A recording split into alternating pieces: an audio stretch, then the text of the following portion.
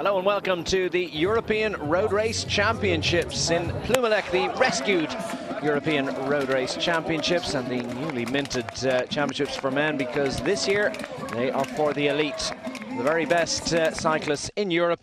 And the riders heading off for 233 kilometers of racing earlier on this morning in the little village of Plumelec. Comes alive once a year for the GP Plumelec, and they have come in, stepped into the breach and supplied us with a wonderful 13.7 kilometer course with which the best riders in Europe racing in national colours. Rare opportunity for them, and this is what we have on offer for you today. The very best riders in Europe going for a European road race title. It's been run since 1995, but as I say, under 23 title was the only one that was on offer until this year. So it is a mouth-watering prospect. 3 of the 4 most recent World Road Race champions are in this field, including the current and reigning World Road Race champion, Peter Sagan. Will the great Slovakian rider be to the fore at the back end? This is going to be a slow burner. We've got a group of riders up front. 4 riders initially took their leave of the field and had established an advantage of over 11 minutes. Sat there for quite a while, and now there are just 2 of those 4 riders still lingering and loitering up front. 4.5 minutes to the good. Berchan Lindemann and Andrei Bratachuk, the latter from the Ukraine, the former from the Netherlands. Those are the 2 riders that are attempting to fend off the peloton. Big crowd out to watch this great course. It's got a little bit of a ramp up to the finish line each lap. A total of 17 laps of 13.7 kilometers adds up to 233 kilometers of tough racing action. No surprise that the home nation, who've had a very good European Championship so far, are on the front of the peloton, setting the tempo and keeping the riders from that breakaway close at hand. 4.5 minutes for the 2 up front, and then 2:11 to the 2 riders that have been detached from the early breakaway. Herman Lang and Risto Raid, we do believe, are in between. Herman Lang from Switzerland and Risto Raid from Estonia were up front for quite a while. The Premier Nations, you might say. How do we describe it? The riders, the teams with 9 riders in their lineups, they are the ones that are setting the agenda in terms of looking after the pace setting on the front of the bunch. As we might expect, it's France, Italy, Belgium, Spain, the Netherlands, Poland et al. To the fore. And the peloton is stretched thin once more up this grippy little climb. 1.8 kilometers, average of just under 8%. It's meat and drink to these riders, but lap after lap after lap, it just takes a little bit more out of their legs and starts to really cost them dear. So these are the 2 riders up front, that busy style of Berchan Lindemann from the Netherlands, jogging along on the front and setting a very impressive tempo, bearing in mind that they've been out front since the very early stages of this race. Andrei Bratachuk in his wheel at the moment. The rider from the Ukraine, 24 years of age, and they're the strong men from the quartet that detached themselves from the peloton quite a long time ago now.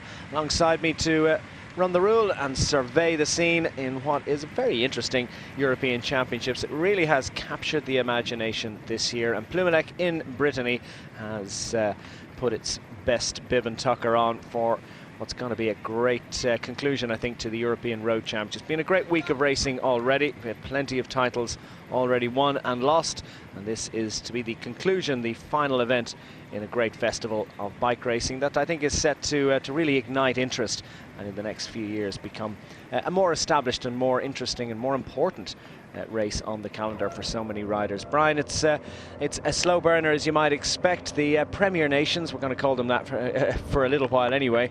Italy, Belgium and France on the front, but they look like they're really charging along now. Yeah, this break had over 11 minutes, went away in the first lap, and you know, with you know, the Netherlands having a rider in front, you know, they don't want to kind of leave it hanging out there. And you know, both these riders in front, Berchan Lindemann, a 27-year-old who rides for Lotto NL Jumbo, stage winner of the Vuelta last year, and obviously Andrei Bratachuk from Ukraine, a 24-year-old, rides for a continental team. But you know, two strong nations. So you know, the teams of France, Italy, and Belgium have come to the front. Calmejane for France, Conti for Italy, and Vliegen for Belgium, the riders riding at the front. So it's been controlled. It's come down to 4 minutes. There is still the two original riders from the breakaway, Permin Lang, the 31-year-old from Switzerland, and Reid from Estonia, the 26-year-old. They've been dropped not that long ago, and so they're drifting back to the peloton. But the average speed, Declan, has been, you know, just over 40 kilometres an hour. So they're not hanging around. They're going around this lap between kind of 19-20 minutes. It's an original race, you know, the Grand Prix Plumelec. It's been going on for, you know, years and years. This year's version was won by Sam Dumoulin from AJ2R. So it's a, you know, it's a hard race. It suits the you know, the kind of punchier finish type rider, and there's plenty of them in this race today. We'll be talking about that during the afternoon, but how is it going to play out? Will we have a group going to the finish and contesting the sprint, and just how big will that group be, or will some of the solo raiders be able to take advantage in the closing stages? It is just a great finishing hill, because there's quite a few punchy sprinters that are capable of staying involved right to the conclusion. As you say, Sam Dumoulin has won this race twice, and he is the reigning champion of GP Plumelec. This, of course, a much more exalted and a talented field, greater strength and depth for the European Road Race Championships, so that could change it a little bit. How many of the big teams have brought along great sprinters that are capable of getting up that hill? All eyes on Peter Sagan, and he knows it, but what's the strength of his team? So it's mouth-watering prospect. A couple of riders have been brought back. Permin Lang and Risto Ride have been dragged back by the main group. So it's just two riders out front now. It's a brave effort from Permin Lang, 31-year-old Swiss, second in his national road race championships. No luck from today either. Okay, 4 minutes and 6 seconds for our two riders out front. European Road Championships boiling up nicely.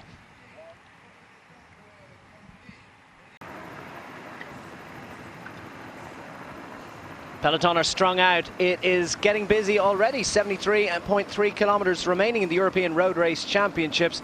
I'll tell you what, France do not want to give anyone an easy ride around here. It's been a good championships for them so far. They lead the medal table in the European Road Race Championships. We've had junior, under 23 and elite racing action through the week in time trials and road races.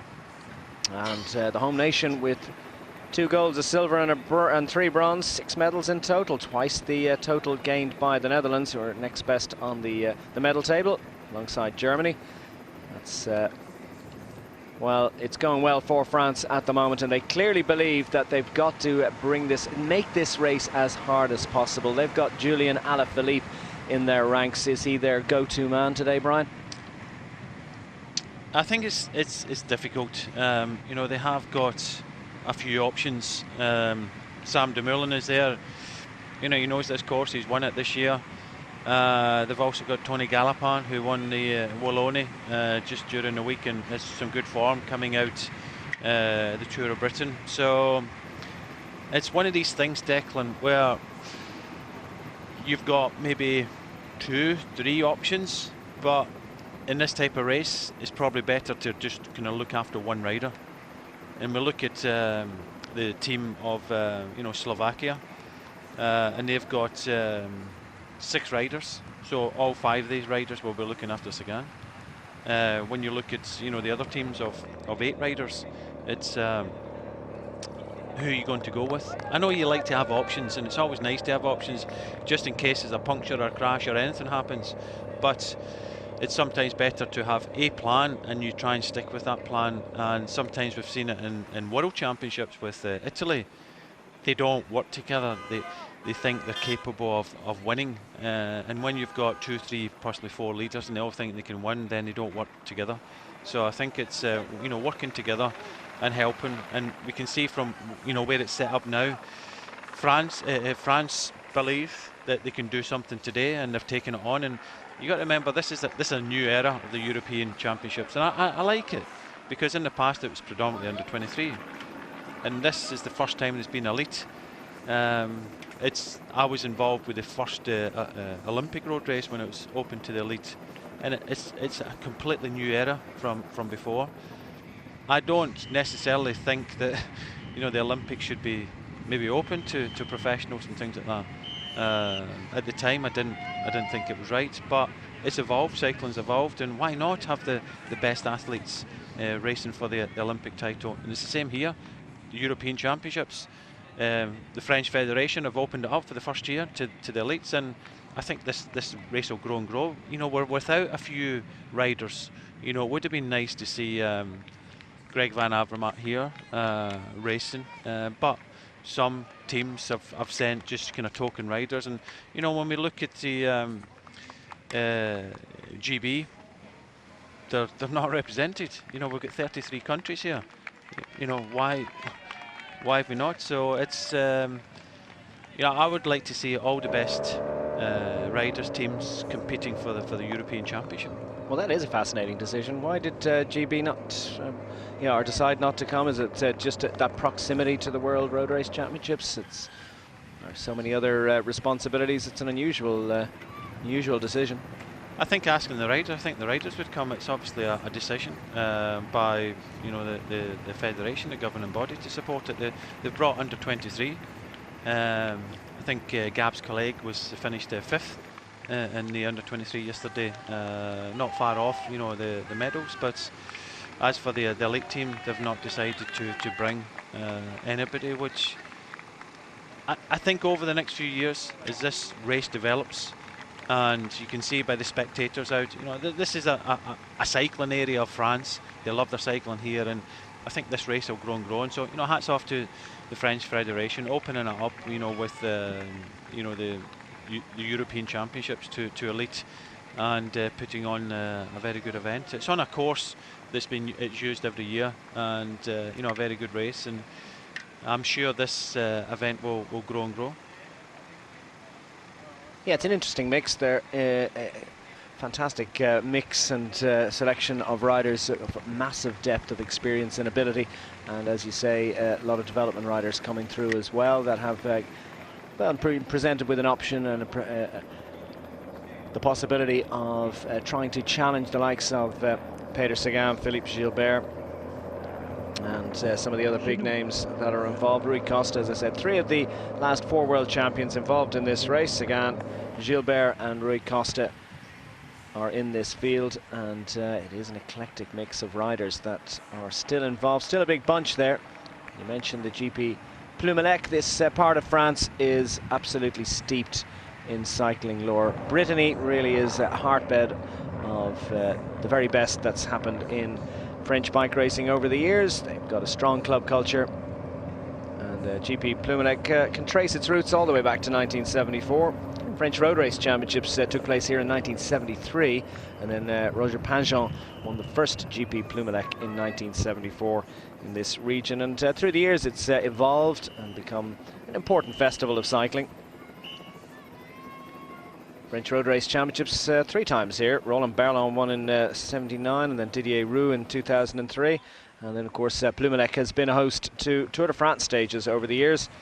First of all, team time trial victory, famously for TI Rally back in 1982. And the local favourite son, Bernardino, went on to win that Tour de France, of course. He indeed took a prologue win in 1985. When Plumelec hosted the opening salvo of that year's Tour de France, his 5th Tour de France victory. That was the opening to that. 1997, Eric Zabel won stage 3 here. 2008, Alejandro Valverde took the first stage, and also stage 9 in 2015, going to BMC. Lindemann on the front has a little look ahead. He's got that busy style, hasn't he? The shoulders going all the time, but he's getting plenty of power into the pedals. Seems to be doing a little bit more work on the front. I think he's the strength here.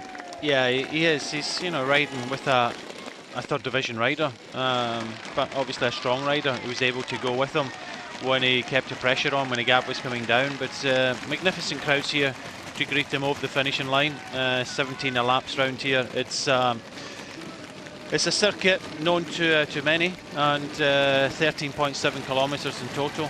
So it's been a good day for these breakaways. 5 laps left, but Lindemann, former winner of a Vuelta stage win last year, so he's strong enough. He rode quite a lot in the recent Tour of Britain at the front for his sprinter. So it's he's obviously the man on form, but at the head of the peloton it's still France pushing hard with the help of Italy and Belgium.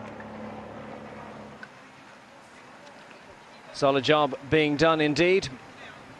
Meanwhile, towards the back of the bunch, as Damien Shaw for Ireland, just dispensing with a bottle. Down from Mullingar, late call-up. No Nicholas Roach in the Irish lineup.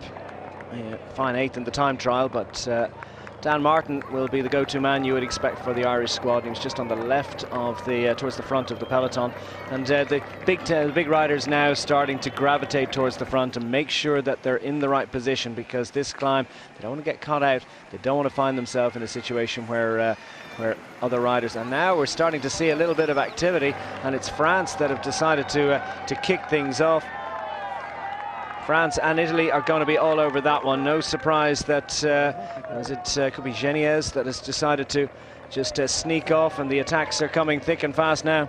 Yeah, very much looks like Geniez it is, with Gasparotto in tow for Italy, causing a reaction from other teams, and the race is just starting to happen. It's 232.9 kilometres, but Gasparotto is not keen in getting involved with this move as David de la Cruz starts to come forward with the colours of Spain in the red and the yellow, and also Van den Dert, Jelle Van den Dert is there for Belgium. So 5 laps to go. Is this happening early than you would have imagined, that we're starting to see the opening salvos? Of course, they've got big teams, haven't they? 9 rider teams from so many of the nations. Belgium, France, Italy, Spain, Germany and Switzerland have the full 9 rider lineup. And they can maybe use a rider or two.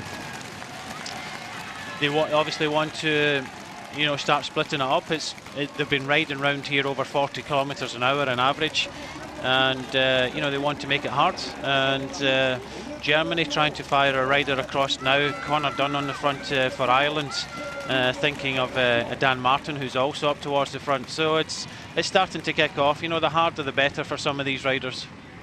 Super job by Conor Dunn on the front of the bunch. He's not letting anything get away, looking after Dan Martin, as you say, and up front going serenely on their progress and on their merry way, oblivious to what's going on behind. Well, there's no real cooperation there because too many riders are sitting on, and a little look behind in the bunch as well. They've gone over the top of that climb so they can have a little bit of a review, catch their breath a little bit. And is there going to be any cooperation? Well, 1 or 2 riders fancy just clipping over to this one, and there's all the big nations involved. Will the big nations back this one? It doesn't look as if they want to combine together, but just that attack has caused a big split. You've got 5 riders in front, 1 starting to join, then a group about almost 20 riders trying to come across, but then it's a gap back to the peloton. So the French know that they want to make this race, split this race up, and that's why they're going on the attack and staying on the attack now. So what's plan A for France? What's plan B? Are they going with the 2 options? Will it be Gallopin? Will it be Alaphilippe? Who's brought big legs here? Indeed, perhaps Samuel Dumoulin, if it comes up to a sprint later on, can roll back the ears and show us what he's made of in Plumelec. The bunch is stretched thin. The elastic is indeed snapped on several places as that climb is now really starting to take effect. 2 minutes and 7 seconds for the 2 riders up front, but it's a narrow advantage for the chasers behind. They're splitting to bits. The racing is starting to come on.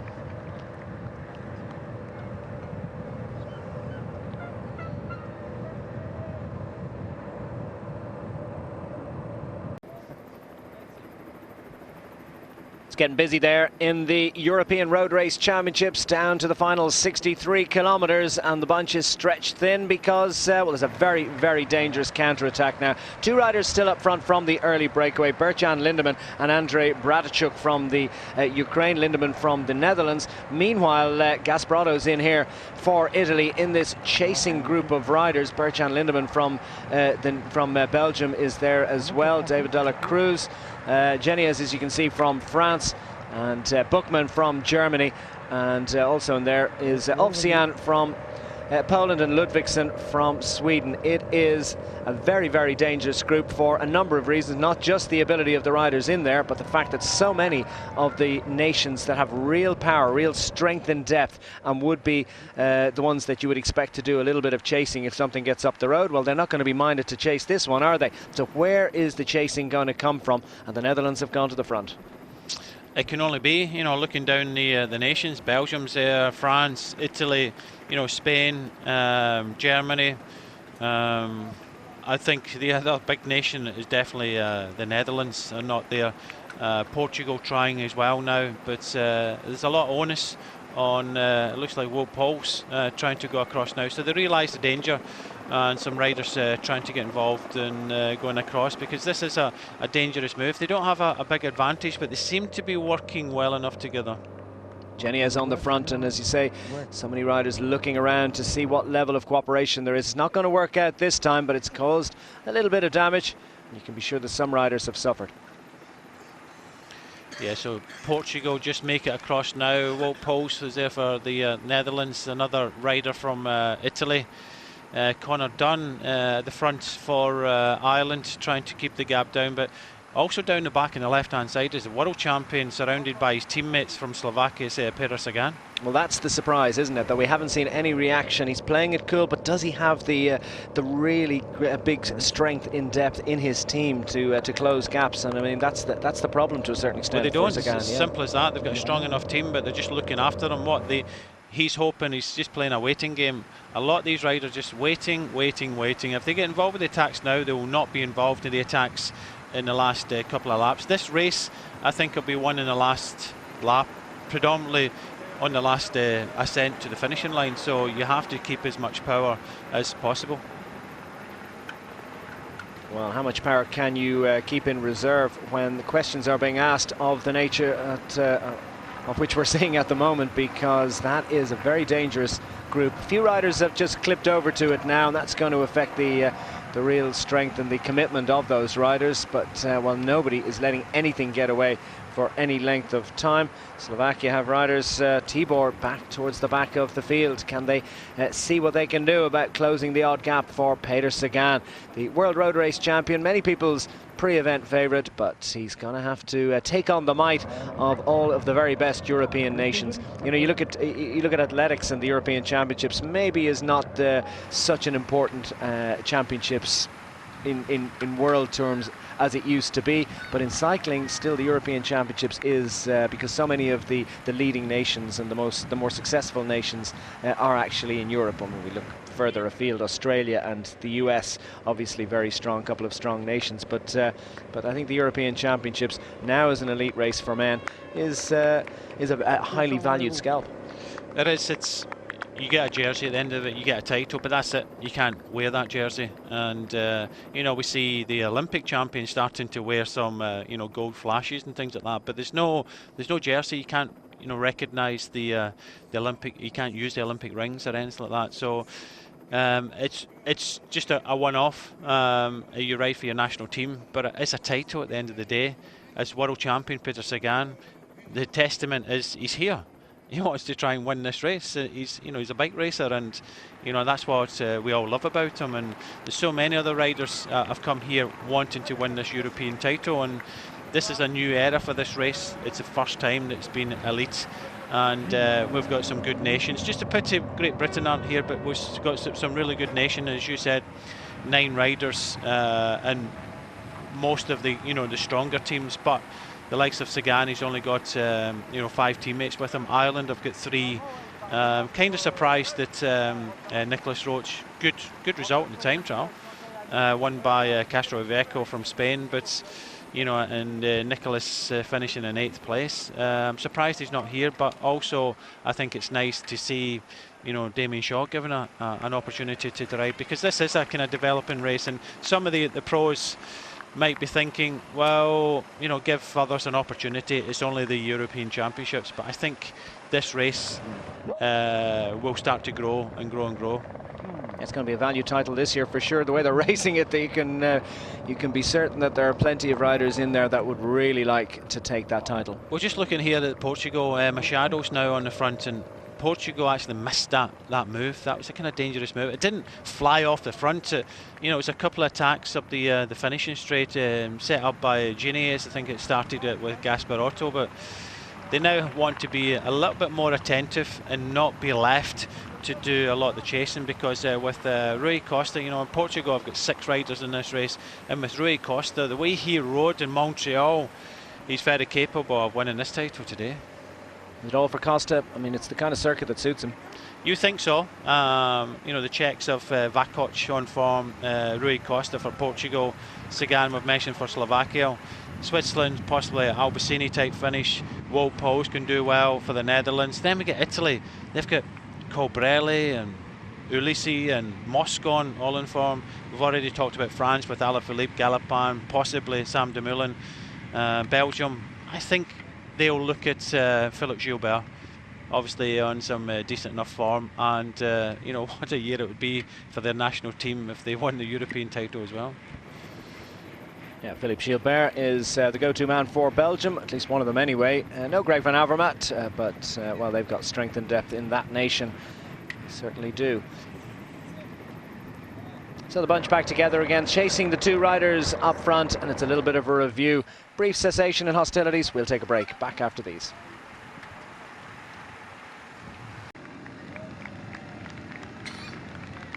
And then there was one. Bert-Jan Lindemann has gone clear of his breakaway companion. Andrej Bratičuk has just been left to his own devices just in the last few moments, and Bert-Jan Lindemann will take that busy and aggressive style up the road for as long as he possibly can manage it. The 27-year-old from the Netherlands is clear of the main field in the European Road Race Championships, just over 56 kilometers to go, and it's getting pretty busy out there. That's going to be the kite that they'll fly under at the completion of the next 3 laps. 4 laps? I can't remember. Yeah, it's 4 times 13.7, so we're inside 4 laps to go now.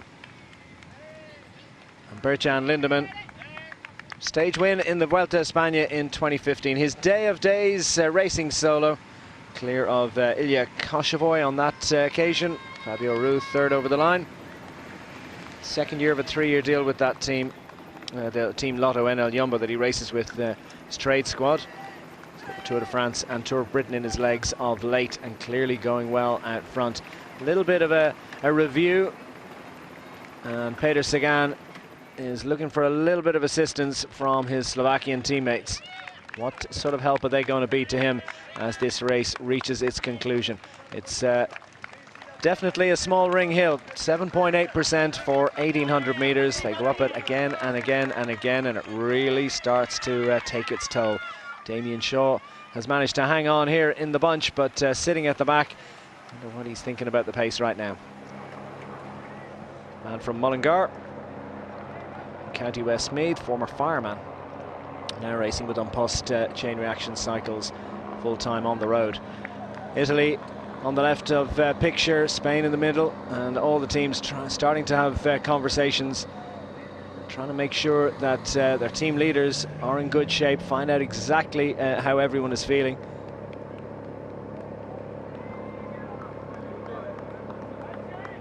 That's Besmir Banushi from Albania, just making a guest appearance at the front, the 28-year-old.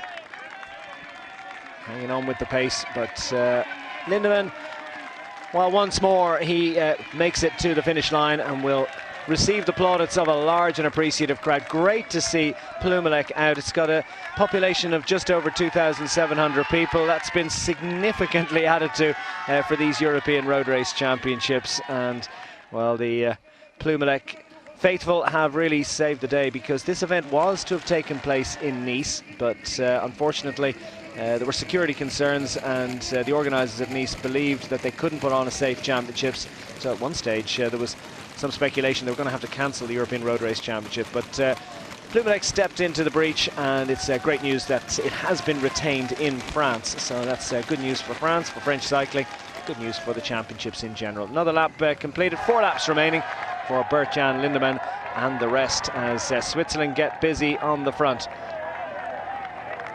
Yeah, I was just thinking that they don't want it to slow down, because it did slow down there, and you know, they wanted to ride out there, and you know, obviously Switzerland getting involved with the mix here, and Gaultier also there for France. He's just coming through now, but it's the same teams. Van Aert is there, Omar Freire is there from for Spain.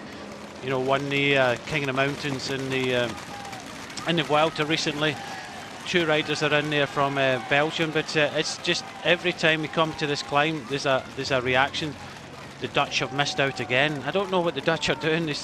They need to get involved. Gilbert popping through our screen there. So it's on this climb that the reactions are starting, and it's every lap, and it's just going to get faster and faster. But we did see a reaction the last time, a lull in the action, and again some more attacks this time up.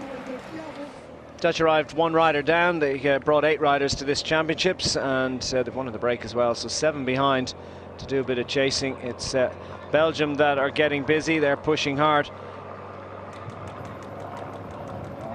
Hermans has gone for a long one. 4 laps remaining. Another little softener upper from the Belgian squad, and Hermans doing a job for his trade teammate Philippe Gilbert. Albeit Gilbert is off to pastures new next year. That's a slow-mo of pain.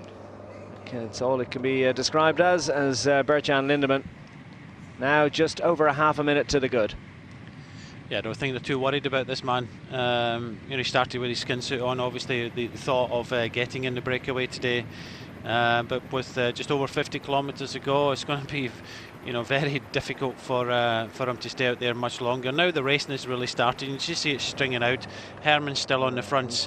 Jan Polans for Slovenia coming across now as well. So it seems to be they're just kind of waiting for this climb and racing, but this elastic is going to break. We're now inside 4 laps to go, so with the racing now starting in these attacks, it's going to take a strong group to keep the peloton off.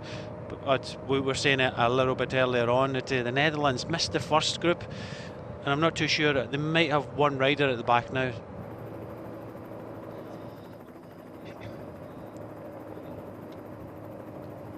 So the bunch will knit itself back together again. No doubt there'll be 1 or 2 fewer riders in it as the distance and the topography really start to take hold. 233 kilometers in total for the riders, 232.9 to be precise, and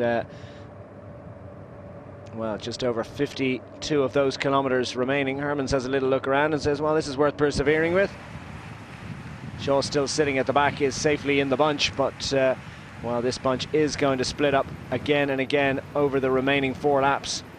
Well, they've sat up there. The Germans are up there, so they must be happy with the situation. So the Belgians will be happy because it looked as if they've got Gilbert there. So this is an interesting group now. Aru is there for Italy. There is numbers. Netherlands have made it. Czech Republic are there. I think that's Karl Hennig. But you can see the peloton. They've kind of switched off now, and you know, this could be a good group. It would be interesting to see who's actually in this group. It looks a bit big at the moment, but certainly this gap to that group is going up all the time.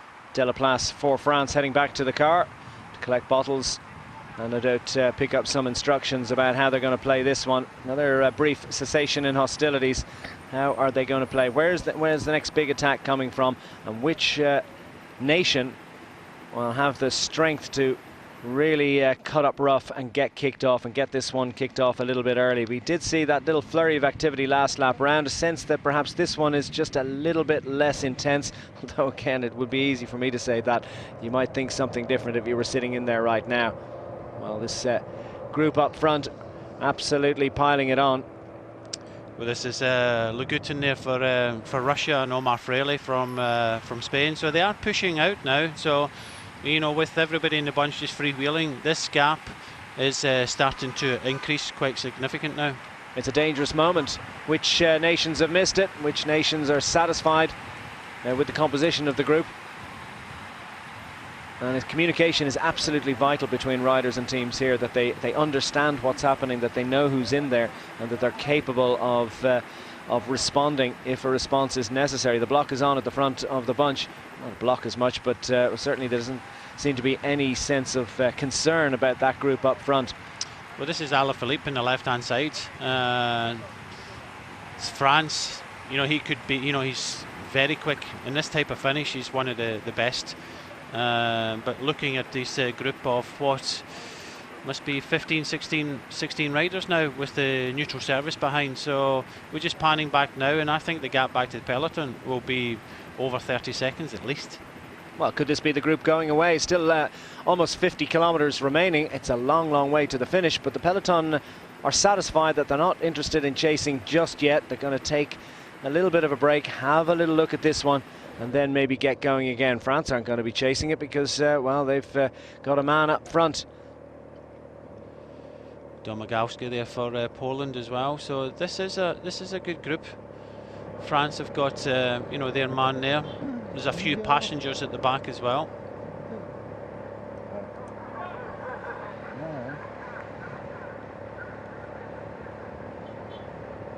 Albania will put their lone representative into the move. It's a strong group. Italy have, well, numbers in there, at least 2 riders. Belgium similarly. Yeah, just look at Sam Oomen, the young rider, is there for the Netherlands, and he'll just sit there as long as possible because he's got Bert-Jan Lindemann in front. But at the end of the day, they're just coming round the corner. It'll only be a matter of time now, and it'll be very soon that this man will see some of the riders he saw on the start line earlier on, many hours ago. So Lagutin, Domagowski, definitely there, and it's an interesting move. Geschke there for Germany. Sam Oomen, as we were just saying, in the orange there. So there's some quality riders in this group. It's time for a bit of a conference. Tony Gallopin back at the team car. And how are they going to play this one? France represented up there, but well, got at least 2 riders in there. Yeah, Gautier definitely one of them, but I think he said he wasn't super. So as we can see, absolutely no race radio, so nobody will know who's in the group and who's not in the group. So interesting times. Sergio Paulino is just at the back there for Portugal, and he won't be doing any driving. So it's really interesting to see if they decide to, you know, to go for this one or not. So it's we just have to wait and see how this progresses, because, you know, the gap now is decreasing to this man here. He's been out there from lap 1, but with no real chase at the head of the peloton. This large group coming across now could actually eke out more than a minute's lead before there's a reaction from the peloton.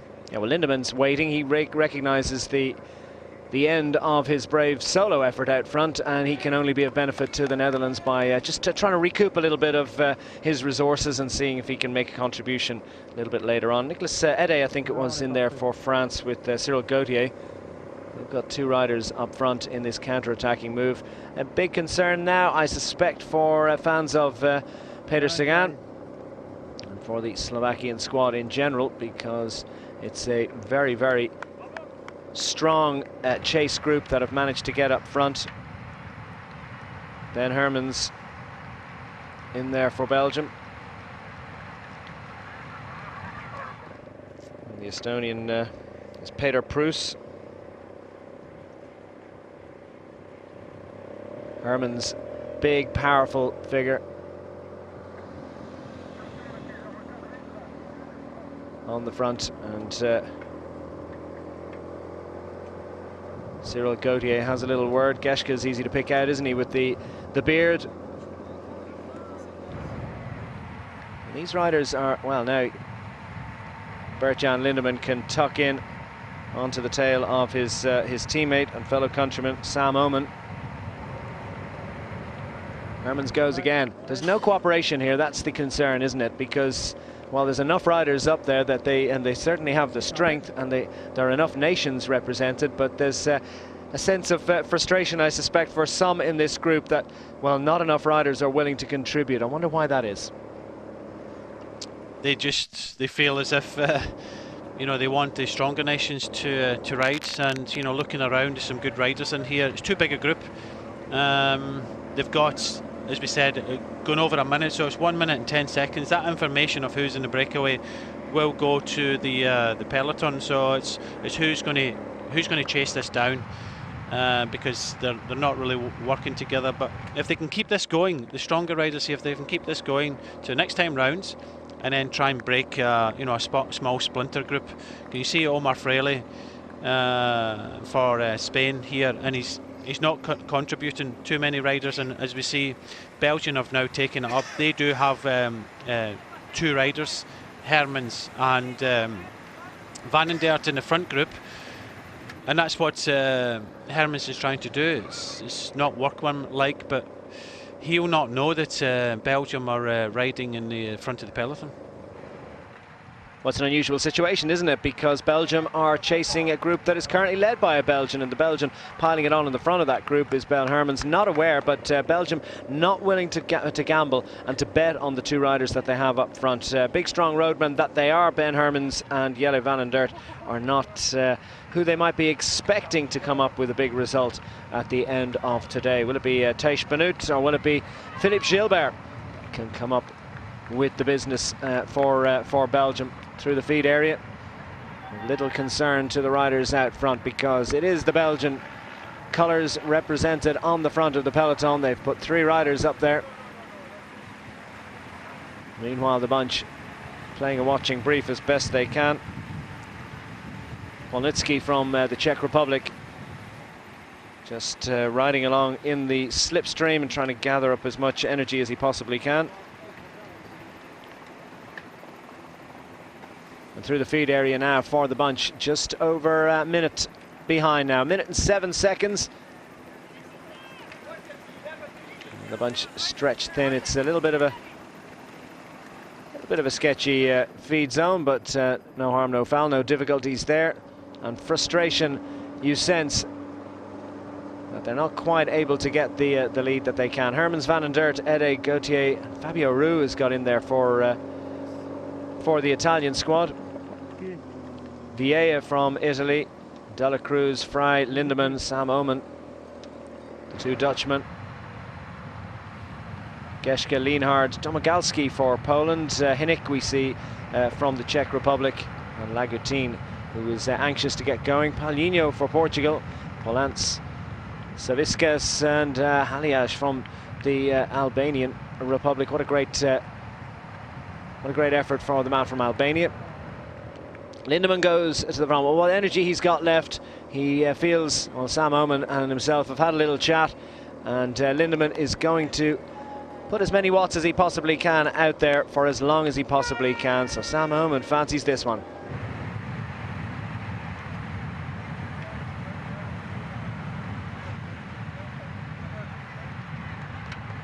Little look behind from David Dela Cruz of Spain, trying to see exactly where Omar Frey, his teammate, is. More particularly, he's probably wondering where the bunch are. Well, they're still almost a minute behind this very dangerous looking breakaway group. It's a big split, a lot of nations represented, and they've taken their time about thinking about chasing it down. Well, Belgium are certainly interested in chasing it down. Ben Hermans and Jelle Van den Dert, not their go-to men. They have them in the breakaway up front, but they're going to try and chase this one down. Meanwhile, Fabio Aru is getting a bit of a free ride up front, so it's an interesting and an interesting benefit, I think, for Fabio Aru. He might not necessarily have been a pre-event favourite, but a rider of his quality and all-round ability certainly is one to watch for. The Italian has managed to infiltrate this group with his teammate Davide Vieira. Lindemann, he's in the early breakaway group, out front all day long. chased down by this group, took a little bit of a breather and then goes straight back on the front again. This man, well, his energy knows no bounds, and his willingness to put himself out there and to lay all the watts on the floor for the benefit of his nation, well, it is an impressive sight to see. Peter Prost from Estonia just rolling along in the wake and getting this sustenance in, and riders are starting to feel the miles, aren't they? That was Domagalski just giving the muscles a little bit of a shake, trying to shake some life back into them. And the Belgians want this one to work up front, and well, they want to chase it down behind. It's tactically, it's interesting to see. But of course, getting the messages up to the riders up front, well, that's not such an easy thing. No race radios, so riders have to work it out for themselves on the road.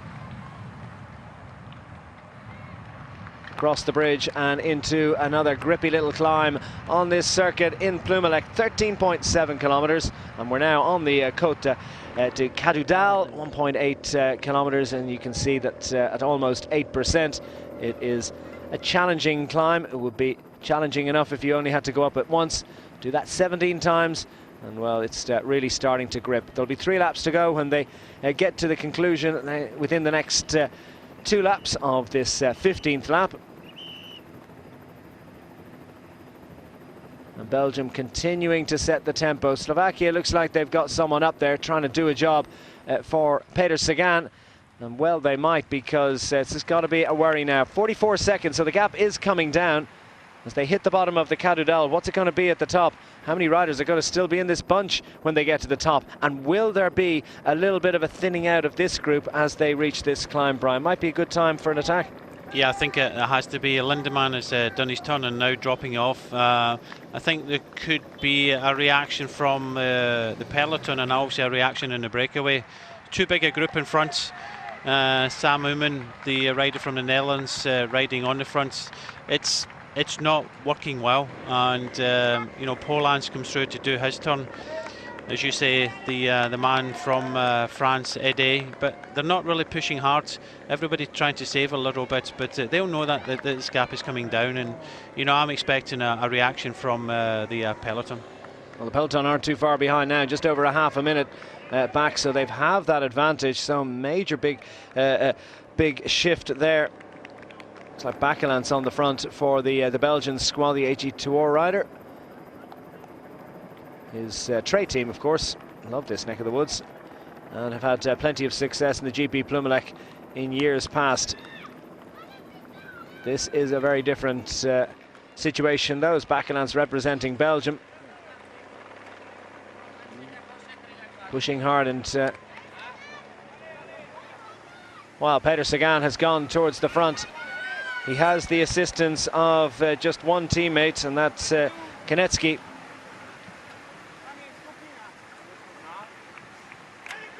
And this is a bit of an urgent moment for Peter Sagan. Will he be interested in perhaps trying to jump across to that move? You get the sense that he's shaping up for something.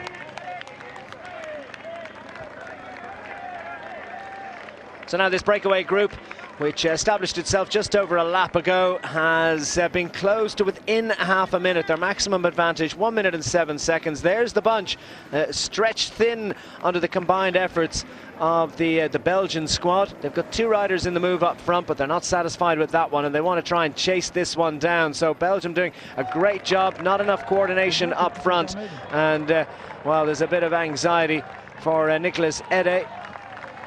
Cyril Gauthier, his teammate, sitting 3rd in line, and the French squad perhaps might have thought that this one would go to the line. But they've still got Gallopin, remember, behind. They've still got Julian Alaphilippe, the leading nations, still with plenty of options.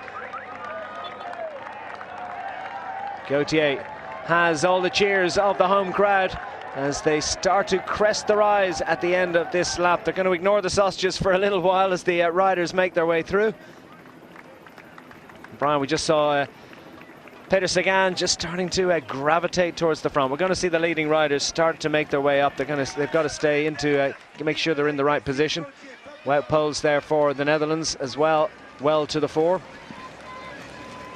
Yeah, there's 18 riders now, but nobody really wanting to push out. You can just see the 2 Belgian riders, Van den Dert and Hermans. They're not going to push on because they've already looked behind. You can see the blue jerseys of Belgium, you know, riding this down. No race radials in this race, so this is the first time when we came onto this climb that they could look behind and see that their team were chasing. So I think this is doomed. You can see the team of Belgium, especially with Bakelans is there, Kukeler is in front, and Yanni Meersman. So 3 riders from Belgium pushing hard. Gilbert sitting in 4th place, but some of the other favourites starting to show their faces towards the front of the peloton.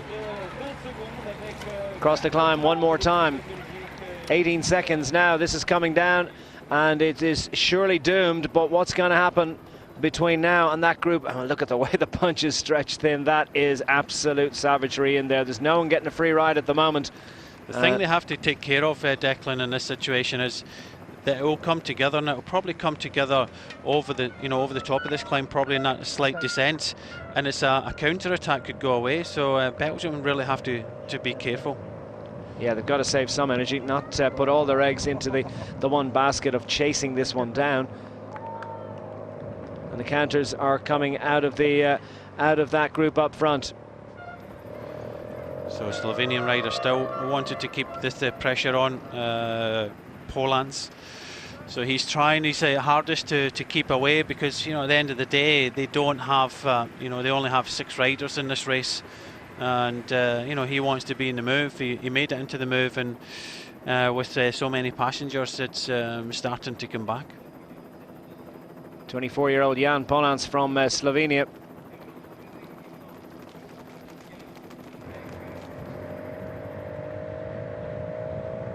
Stage win in the Giro d'Italia a couple of years ago, his day of days. Well, that was short-lived, this Lagoutin. Crouching low over the bars, and still they dangle in front of the main group. The question is, will Belgium keep the pressure on, or will there be an opportunity for riders to try and clip across to this one and to change the composition of that group up front before it's caught by the main peloton? Yeah, they've tried without success. I think it'll come back together, and then a counter attack will go. And this has just been the wrong group. You know, 18 riders. It was 19 with Lindemann, but he's since dropped off on the previous climb up the climb Cadoudal. But 18 riders still in front. They're not willing to help each other. It did look good initially, but then the instructions came. Belgium came on the front, and it'll be back to square one very shortly. Would you endorse that decision, or do you think that Belgium perhaps should have backed their own riders up front a bit more? Hermans is a quality rider, but it looks as if they're riding for Gilbert, and you know, he's probably made the call. It's helping a lot of nations. This is, and when it does all come back together, that's when it gets very dangerous. Well, talk about not accepting the situation. That was a bit close. That, you know, you could just see Polans was not happy about that. But you know, when you attack and you get right behind a TV bike, you can get pulled out. And already he's got about 10 seconds in the group behind. Well, normally the TV bike will just throttle back and let the riders come past. In that instance, chose to accelerate, and perhaps. A little bit of an extra gain there. It's hotting up nicely. Inside 40 kilometers to go. The European Road Race Championships getting busy up front. Join us again after these. Counterattacks coming out of the peloton. 2 riders up front, narrow advantage because that big group has been called to account. They've been dragged back into the fold under the combined strength of the Belgian squad. Pretty much just that team alone. These are the 2 riders who have survived and refused to accept their fate. Fabian Lienhardt from Switzerland on the front here, and Jan Polans, the very active and aggressive Slovenian rider. It's with Lampre Merida most of the time, and now we start to see Belgium continue to flex their muscles on the front. Still a long way to go, 35.5 kilometers to go. The bunch is stretched thin, and there's going to be another move, and it's going to be just pretty much attack now, isn't it, all the way to the line? Very much looks like that. These 2 are just dangling off. good effort from Switzerland. They had a rider in the original breakaway of 4.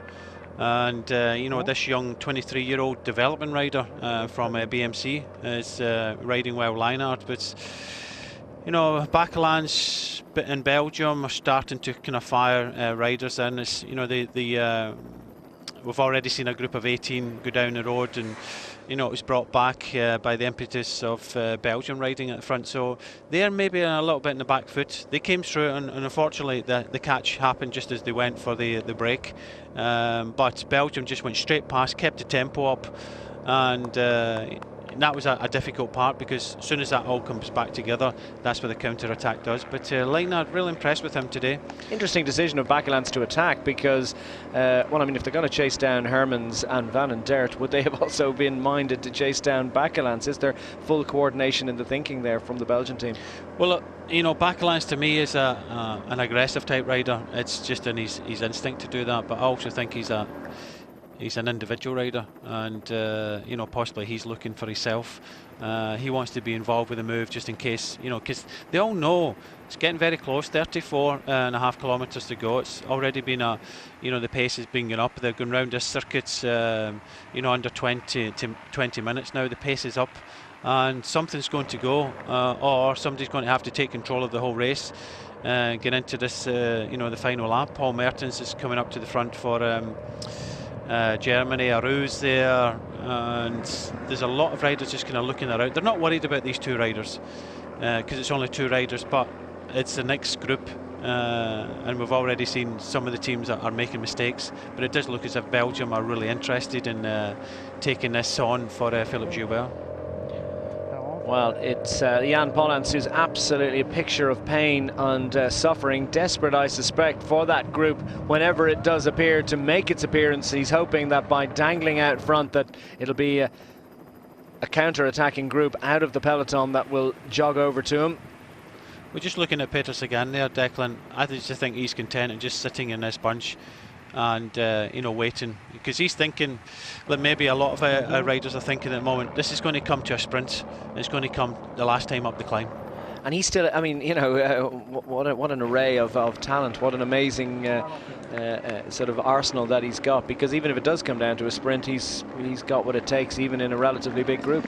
Sometimes you hear this quite a lot, you have to be prepared to lose to win, and with him just sitting back there, he's just looking at you know, the option of, you know, let the other teams, countries battle it out, and I think this race is going to come down to the last time up the climb, and that's what he's gambling on.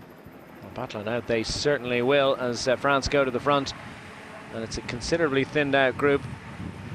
Dan Martin's in there. It might be a group that would, or a race that would suit him as well. He certainly wouldn't fancy it going to a sprint finish, but sprint from a small group or racing solo, it might just suit the man from Edix Quickstep and Team Ireland. Polans goes to the front once more, put a little bit of extra impetus and makes Lienhard grimace a little bit. It's the peloton, well, now just 11 seconds behind.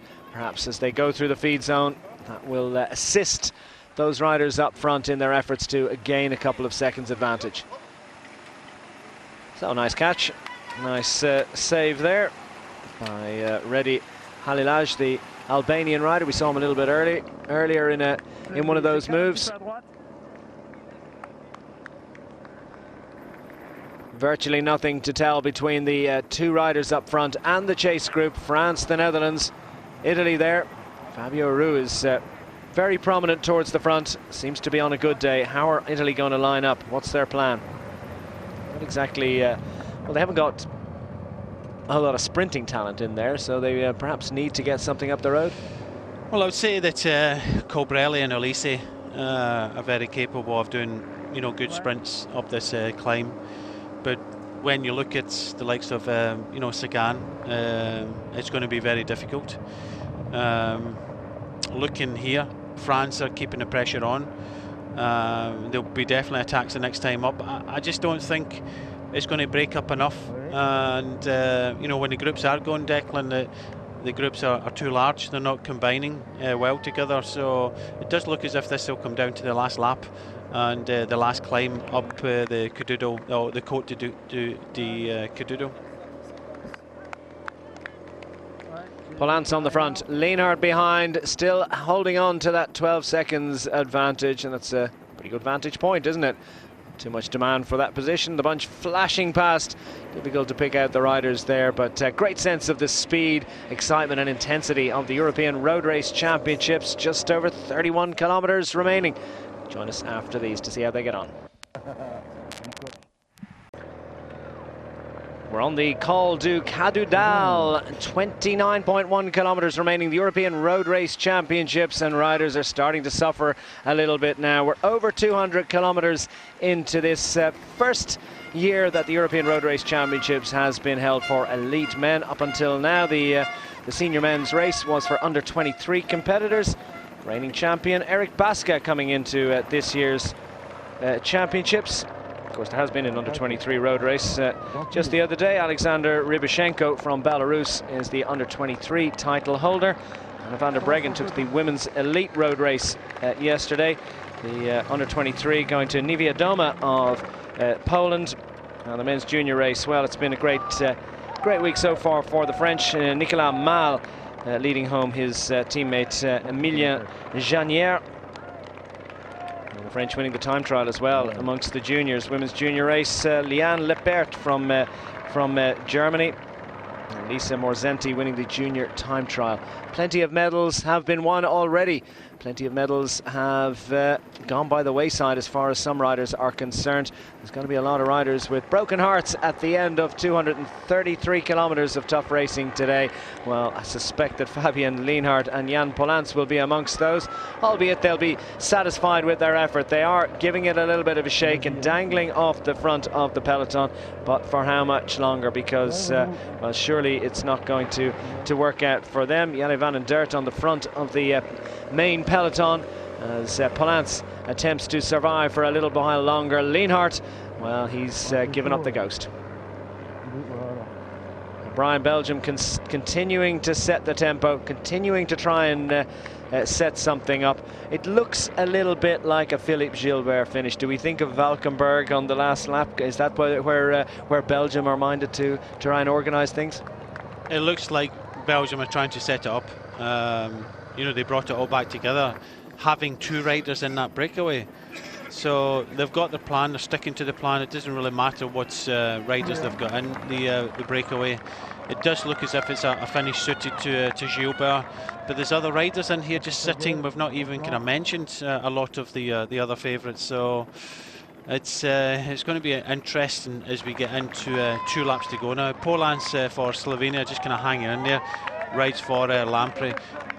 World Tour team. He's just looking behind now to see who's coming up. Is see a reaction at the front of the peloton by Visconti of Italy. Giovanni Visconti from the Italian squad goes to the front, and he's a very capable finisher himself. He might like this course on another day, but it looks as if he's very much on duty for the Italian squad. Bakelants goes again for Belgium and wants to lead across the line. More particularly, wants to separate himself from the bunch behind. Hasn't quite managed that so far, but Bakelants will go again on the run to the finish line. Great to get a sense of what will be happening in the next couple of laps' time. The bunch stretched thin as Jan Bakelants of Belgium, of AG Tour Le Mondial normally. And that impetus, that injection of pace hasn't managed to jettison too many riders. How many riders have managed to save energy in there? A long snaking line with 2 laps remaining now. Twice more up that hill. Dan Martin, camera picks him out, has hidden well so far. Yep, we're just saying as he goes through the shot now in the green that a lot of riders just sitting there waiting and waiting to the final time up the climb. So 2 laps to go of this circuit here, and you know, it's been a hard all race, and still the attacks are happening. Well, the Netherlands on the attack next, and well, they were playing a bit of a defensive game for a while. Yeah, it was that young man again, Sam Oomen, was going on the attack. But look who he's got behind. He's got Aru for Italy, Domagowski's there, Russia and Switzerland, the last 2. So 5 riders, and Belgium reacts yet again. The Netherlands go, Italy go, and Belgium are not letting any of those nations up the road. Constantly we see the nations with the big reputations and the big numbers, and they follow each other around. If one attacks, there's always another one thereabouts, and that's pretty much how they will have been instructed to play it. Looks very much like that, but when you're given tactics, you have to stick to your own tactics and really forget how the other countries are playing their cards. But you know, we're inside the last 2 laps now. The attacks are starting to happen. As teams have come here with favourites, as other teams come here with, you know, attacking in mind, and I think the race will continue constant attacking for the final 25 kilometres now. A few cracks in there. How many of those riders are going to ride to try and maintain that advantage? Oh, and there's a problem behind, crashes and all sorts of incidents. Geniez is one of those riders. Ruben Fernandez as well has missed out, and that's Moscon from Italy, finds himself with a damaged bike, and they're going to struggle to get back in. Yeah, difficult time for that to happen. Moscon, a quality rider. I think Italy will be needing him. He's on some good form, as we see from the races in Canada. So yeah, it's a couple of the big nations have now lost a man. Poland on the attack now. We've seen great activity from Domagalski a little bit earlier on. Kwiatkowski didn't come, and that was a little bit of a surprise. Yeah, Domagalski again at the front. He rides for the British team One Pro Cycling, so he was involved earlier on with the attack, still full of riding, which goes to show that when he was involved with that group of 18, they weren't pushing hard, because he's still got something in his legs now. Yeah, Poland have 2 riders from One Pro Cycling, the British registered Pro Continental team, because ace time trialist Marcin Białkowski is also in there. He's on flying form in British-based time trials recently. 10 and 25 miles, nothing to touch him. And that is a significantly sized group that have detached themselves from the front of the peloton. Just how many teams are represented and how much interest is there in trying to retain their advantage? Well, we're going to find out. Sweeping down the descent. Some relief for those riders who really suffered last time up the climb. Italy have 2 in there. They're really interesting in riding. Visconti, Lagutin comes up as well. So Paul Mertens is in there. Moser also for Italy. So just looking further back, Paul Voss, Gaultier. It does look as if this could be a good group now. Again, you know, 18 to 20 riders. The peloton have not really shut off. There's a couple of riders they won't know who's there and who's not there, and you can just see this, they're starting to ride. I'm thinking, is that Slovakia now? So Sagan has obviously missed it, so they're trying to close this down. Closer you get to the finish, the more nervous the teams get about letting anything up the road. So Belgium have put 2 in there, 3 from Italy, 2 from Germany that I've picked out so far. The Dutch have got 1 rider, the French have got a rider, and well, this Croatia. This is Gilbert and Benut at the front, so they're really interested in keeping them. So these are 2 very good riders that could possibly win this. But there's a few faces being pulled, as we see Slovakia riding on the front.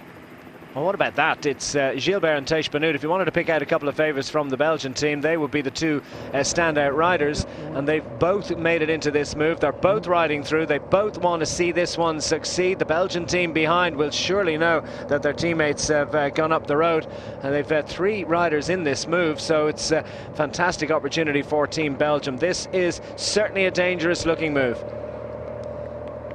So Paul Mertens just coming through to do his turn. Aru not really kind of too happy about pushing this along. Koen de Kort of the Netherlands also involved. So some nations are in a good position, some aren't, and it doesn't look as if Aru is you know, really want to get involved with helping this succeed. As Yuri Sagan comes to the front for Slovakia and tries to close this down to help his brother. Yeah, looked like Reichenbach in there for Switzerland as well. We'll try and pick out the names and the numbers for you and see exactly who has got in here. France, well, they've gone to the front. Spain gravitating towards the front. Fabio Ru is shortly to take his position on the front of this breakaway group. A very dangerous looking move.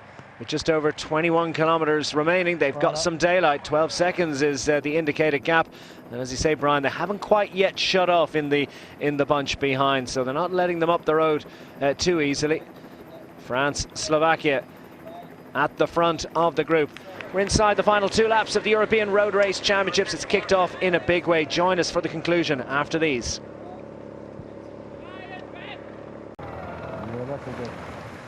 It's a dangerous looking group. 30 seconds advantage now for what, 17, 18 riders, as Peter Sagan goes for the food. He's got to be a slightly worried man. I suspect Spain are a little bit worried as well. They've got a rider in the group up front, so too have France, but Cyril Gauthier is not perhaps their favourite rider. He certainly isn't, because Julian Alaphilippe has missed out on this one, so too Tony Gallopin, and there you have the bunch stretched thin under the combined forces.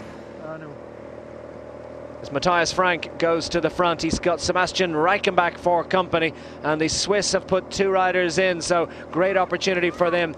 The checkered pattern, that's Kvasina from Croatia. Hermans is there doing a job for Belgium, doing a job too for Philippe Gilbert, his trade teammate, his national teammate. And the Netherlands have managed to put Cohen de Court in there with Sam Omen. Italians have Fabio Aru, Giovanni Visconti. Germans have Paul Voss, Paul Mertens.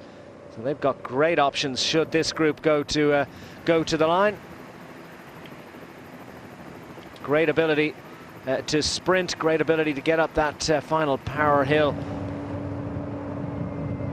And France are absolutely frantic. Look at the way the bunch is stretched out there. It's pure savagery here, and there's nobody holding anything back in their efforts to try and close this one down. The French squad, I think it could be Calm Jean on the front again, just trying to set the tempo. He's absolutely flat chat trying to close this one down. At the moment, it's not really working. The bunch are coming through the feed zone. I don't think too many riders are going to have time to grab bottles, maybe 1 or 2.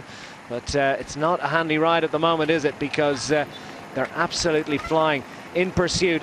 And he's managing to close it. Well, he's holding it. He's just holding it at half a minute at the moment, Calm Jean. But this group up front really start to get their skates on. Got to be a worry.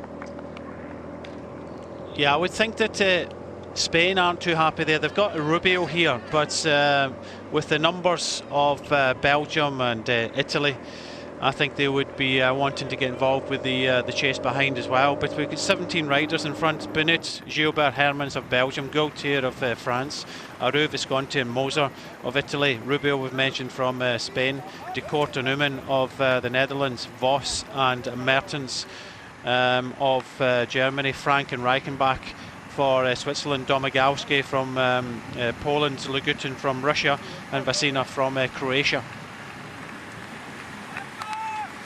You got a real sense of how they're charging along, because well, look at that Jonathan Fumeau just trying to sketch his way back onto the back of the bunch there, because they're flying along, just rolling back and then having to make an effort just to get the last wheel in the group. It's a thinned out bunch, and it's a very select group up front, but inside the final 18 kilometers. Belgium have to watch out here, because they have got Benut, Gilbert and Hermans, you know, 3 potential winners in here in the front group. That leaves them a couple of riders behind. We've already seen Bakelans get involved with the chase. Kukele, Van Endert has been there, Meersman has been helping out the chase. So all the time, this man here, Peter Sagan, is sitting in the wheels. So if you're putting yourself into the wind at this moment, yeah, it could go all the way to the finish, but it does look as if Slovakia, definitely in France, but I think Spain will want to get involved with this chase as well. There must be a massive fear amongst pretty much every bike rider in there of the thought of going to the line with Peter Sagan. They don't want to go to the line with him in a bunch. They don't want to go to the line with them in a small group, even less. So I suppose getting up the road is such a major agenda, and is contributing to a very entertaining race, you'd have to say. It is. It's going to be a fascinating final lap. You can get Tiago Machado at the front for Portugal. So Portugal, France, Spain, Slovakia all combining together, which means that these guys have to ride pretty much flat out. We can actually see Benut and Hermans doing the majority of the work, and that's what the thing that would be worrying Belgium is Gilbert would be tiring himself out a little bit, but you can just see he's sitting down the back of the group. He's allowing Hermans and Benoit to do the majority of the work. Well, that's the thing about cycling, isn't it? If you've got a 9-rider team and you put 3 in the move, you can afford to have 1 sitting on and 2 riders really laying it all out on the line. Laying it all out on the line. It's the French squad at the moment with Bouet, I think it is, on the front, just trying to keep that group honest and get them, well, they got them down to 17 seconds now, so they've closed the gap significantly. It's coming down. There's not too many riders left in that bunch that are capable of really contributing to this chase. But within 16 kilometers, within 10 miles of the finish line, well, the European Road Race Championships really is boiling up nicely.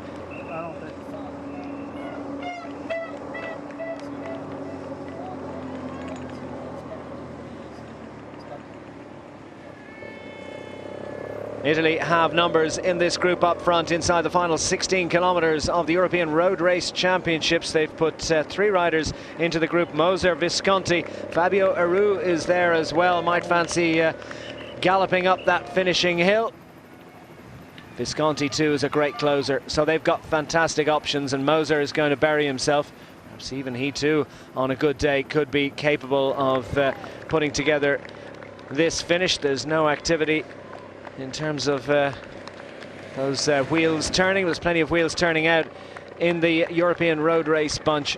Gvesina from Croatia just slips behind Lagutin of Russia, who's flicking elbows left and right, looking for a little bit of assistance, down to 11 seconds.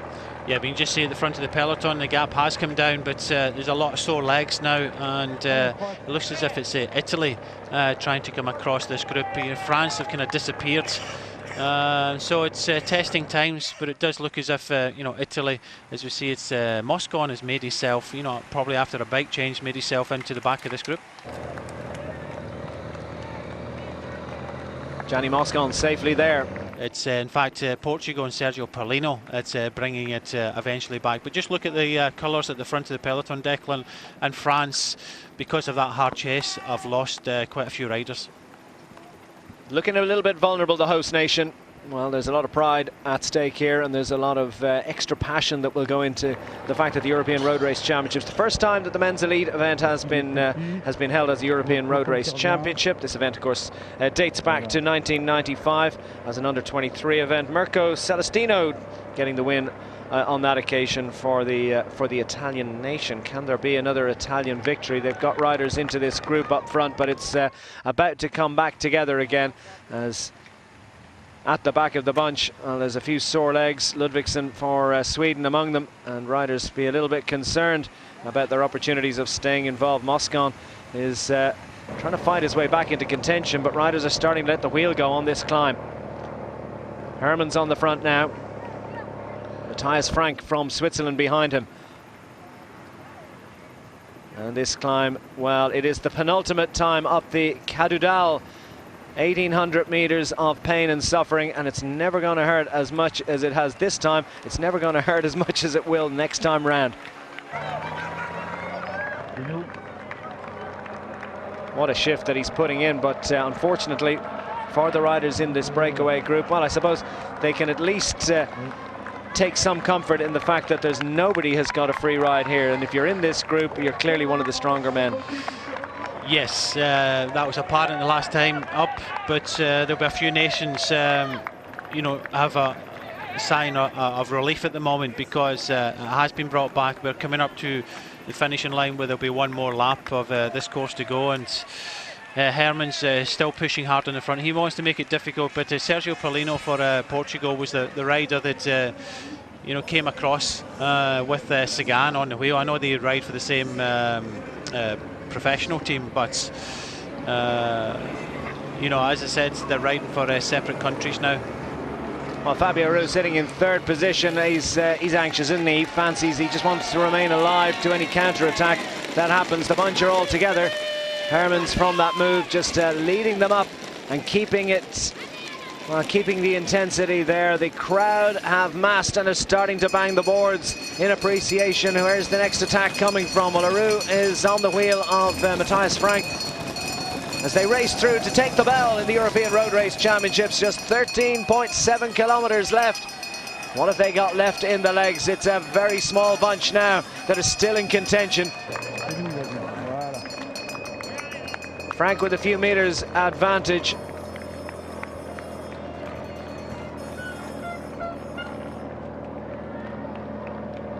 And there is the picture of pain and suffering, and then out into the bay. Well, it's all is calm. Morbihan coast, that little spur to the northwest of France. That's where we are, if you can picture the map in mind's eye. And now it's Moser that has headed off the front. Bleef Ferry from Frank, and here we get a replay. Nicely timed. And he gets the gap immediately and knows that it's time to ride.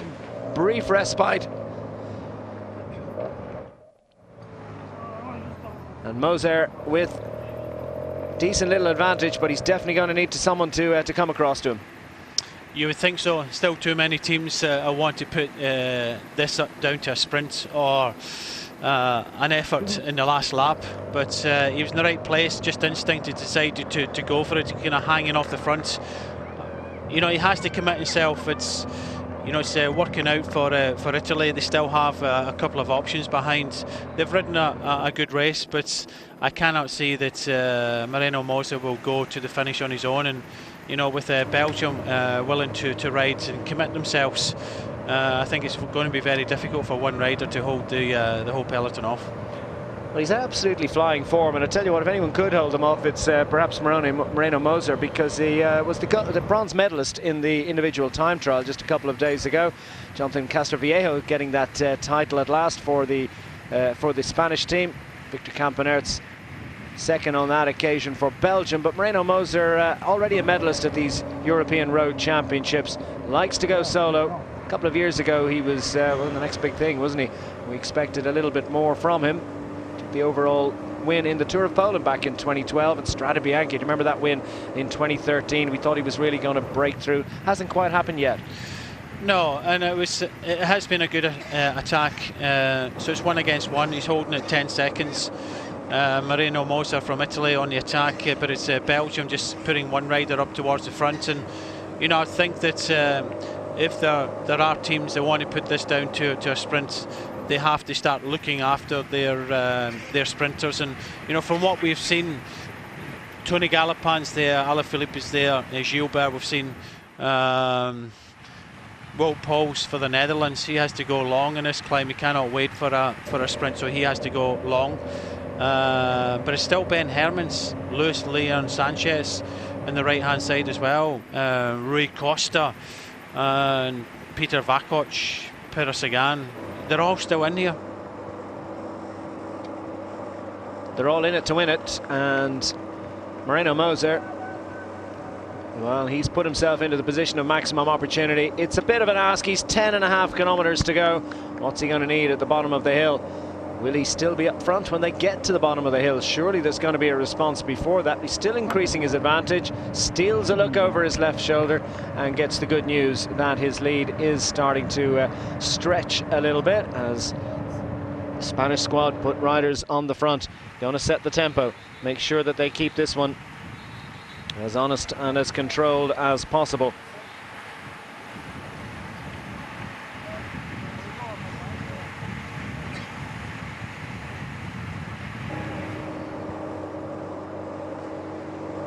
Moreno Moser, inside the final 10 kilometers of the European Road Race Championships, is on the front and bidding for glory for himself and for Italy, as the Belgian squad continue to set the tempo. Spain and Belgium, they've got the numbers, they've got the strength, they've got the desire. Italy playing a watching brief. They've got a rider up front and they mass towards the front, as now the teams are starting to get themselves organised. Who's going to have what it takes? Is this one going to come down to a sprint? Will they close down this man who's increased his advantage now to 20 seconds and is giving himself a fighting chance of at least making it to the bottom of that final hill in front of the field in the European Championships? Well, Ben Hermans has done his job and just drifting back on the right hand side.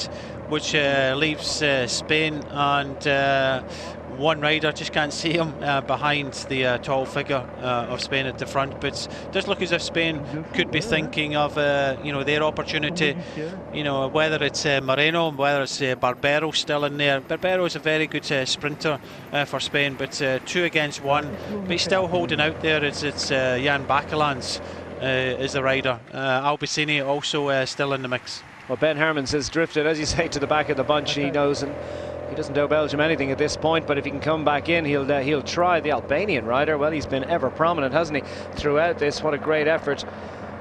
And they've brought 2-man team.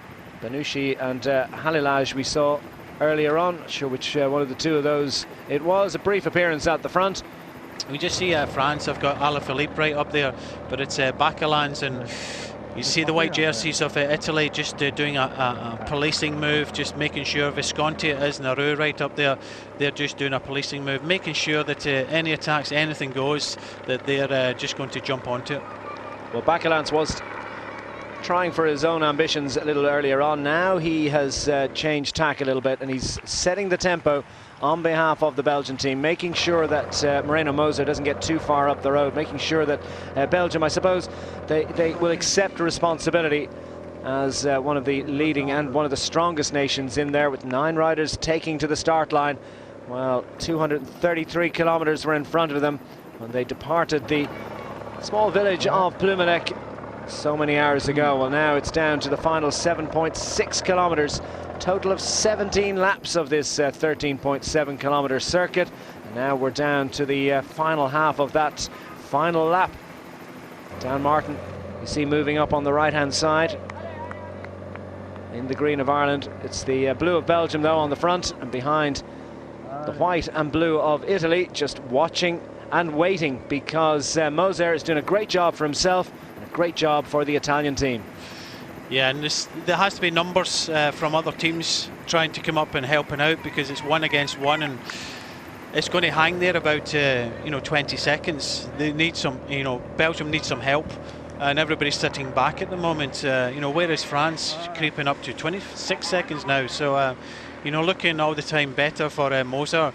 If he hits the bottom of this climb with this sort of advantage, I think he can hang on, but other teams are still waiting, and they have to commit if they want to win this race. His most famous win, of course, was Strade Bianche a few years ago, and not an entirely dissimilar finish. It was climb up to the finish line, maybe a little bit steeper, maybe a little bit shorter, but he can on his day retain the strength to climb a finishing hill and have enough to hold off a group behind. And that is a select group. That's not exactly a big bunch, is it, that's going to contest this one. Sitting at the back and watching for Germany, Paul Voss has a useful kick when he needs it. Paul Mertens, number 52, just to his right-hand side, an even faster kick. So Germany have options on this finishing climb, finishing sprint for these riders of this ability. And there's a look, as a leaf in the bottom jockey wheel. Don't think that's going to be causing too much extra friction, and not really a major issue for Moreno Moser. We're heading into autumn, and there's the evidence. Cute, really, isn't it? Not an issue for Moreno Moser, because well, he's opened up his advantage now to half a minute. Spain have decided to get going. They need to try and chase this one down.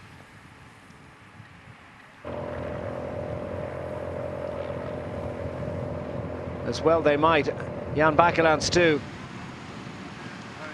Still the advantage grows. 31 seconds, inside 6 kilometers to go. He'll hit the bottom of the hill, and that ticker will say 1.8 kilometers remaining. So he's got 4K to the foot of the finishing climb. What's he got left in the tank? It's a brave effort from Moreno Moser. What sort of advantage does he need, Brian? I think he's got the advantage needed or required to take the win here. You've got Belgium and Spain just putting one rider each. Other nations just sitting back, thinking that they're going to be, they're going to bring them back. But France, this is slowly disappearing away from them. Okay, there's still 2 medals, but with 32 seconds, I believe that Moreno Moser, with that form, can very much take this title today. The 25-year-old from Italy, he's in a very good place. He got bronze in the time trial, so we know he's got a very good form. But all he needs is, you know, this half-a-minute advantage, and he could go all the way. 5 kilometres left. 5 kilometres of pain and suffering at the end of it. It could be joy for Moreno Moser. It could be well worth persevering with. He's not going to give up now. He's going to charge along as best he can. Moreno Moser, a man with a famous name, making a name for himself on the roads of France this afternoon. Now Moreno Moser has the all-important half-a-minute advantage that he's going to need. If he has that at the foot of the finishing hill, who knows?